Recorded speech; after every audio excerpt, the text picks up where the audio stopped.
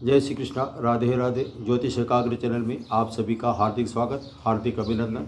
मित्रों, आज मैं स्त्री जातिका के सप्तम भाव में बुध ग्रह के शुभ और अशुभ परिणाम के बारे में जानकारी दे रहा हूँ।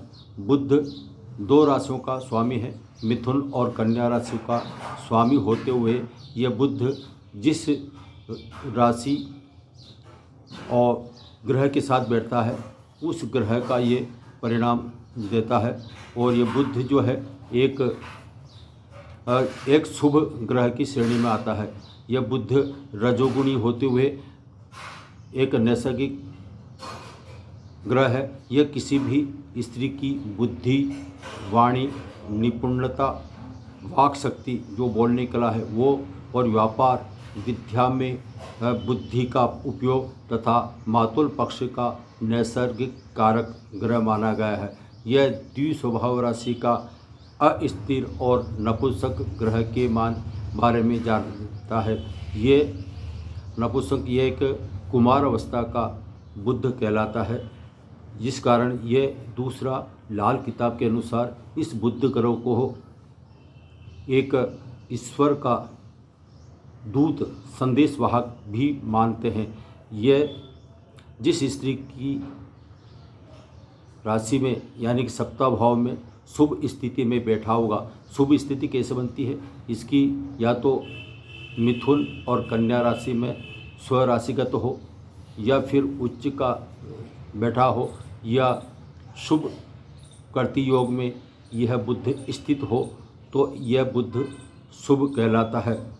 तो मैं बता रहा था, जिस किसी भी स्त्री का बुध शुभ अवस्था में होकर बैठा हुआ हो तो सर्वप्रथम तो ऐसी जातिका की वाणी मधुर होती है, उसमें बोलने की अद्भुत कला होती है और वे अपनी वाणी के द्वारा जीवन की सभी ऊंचाइयों को छूती जाती है। वह अत्यंत बुद्धि प्रदान करने वाला है, विद्वान, चतुर और एक अच्छी सलाहकार भी हो सकती है। यदि जिसका बुध शुभ अवस्था में होगा तो वह अत्यंत अपनी बुद्धि की चतुराई से ऊंचाइयों को तो छूती है और वो एक सलाहकार भी हो सकती है। और यदि वो व्यापार करने लगे तो बिजनेस में बहुत अच्छी सफलता पा सकती है, क्योंकि बुध ग्रह को हम व्यापार की दृष्टि से शुभ मानते हैं। जो व्यापार करता है उसके लिए बुध का शुभ होना अति आवश्यक है। और इसके साथ ही ऐसी जाति का जिसके सप्तम भाव में बुध स्थित होगा तो वह ऐसी जाति का कठिन से कठिन परिस्थितियों में भी सारी समस्याओं का हल बड़ी निपुणता से, चतुराई से निकाल लेती है। यह है सप्तम भाव में बुध राशि का शुभ परिणाम। अब मैं आपको अशुभ परिणाम के बारे में जानकारी दे रहा हूँ। अशुभ कैसे बनता है?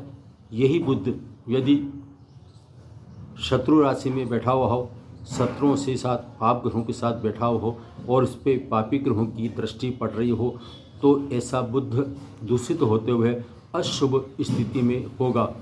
जब होगा ऐसा होगा तो मैंने आपको बताया था, बुध एक बोलने की कला का कारक माना गया है, वाणी का कारक माना गया है। तो जब बुध अशुभ स्थिति में होगा तो पाप ग्रहों से, दुष्प्रभाव से होगा, तो ऐसी स्त्री कटुभाषी, अपनी बुद्धि से काम न लेने वाली, और यदि दूसरों की बात में वो बहुत जल्दी आ जाती है और दूसरों के बहकाव में आकर वह गलत निर्णय ले लेती है।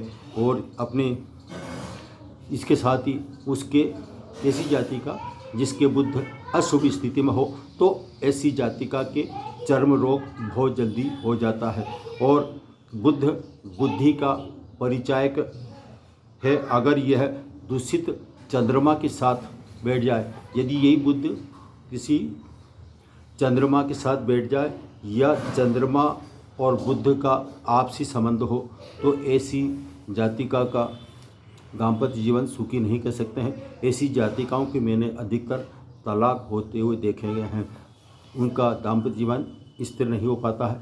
कारण क्या है? एक तो चंद्रमा की दृष्टि और बुध अशुभ होकर स्थिति में बैठा हो तो ऐसी स्थिति में ऐसे जातक ऐसी जाति का दाम्पत्य जीवन भी सुखी नहीं कह सकते हैं। और ऐसी स्त्री जो अपनी वाणी से तो कटुभाषी होगी ही साथ, और यदि चंद्रमा से दूषित हो जाएगी तो गलत निर्णय के कारण ऐसी जाति का आत्महत्या का निर्णय भी ले लेती है। यह है सप्तम भाव में बुध ग्रह के शुभ और अशुभ के परिणाम। जय श्री कृष्ण।